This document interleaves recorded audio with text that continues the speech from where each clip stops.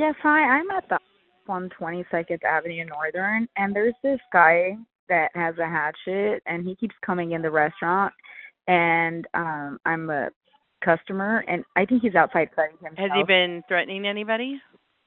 I fear for my life. Hey, sit down. Drop the knife. You're gonna get hurt, dude.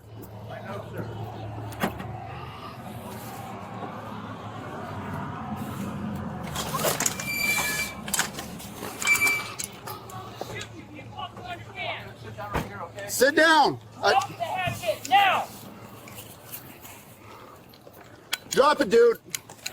Hey, I don't want to hurt you. I will. If I don't, you're gonna skin me. You're under arrest. Drop it. Drop it. Drop it.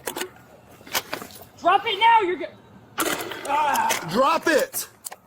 drop it right now!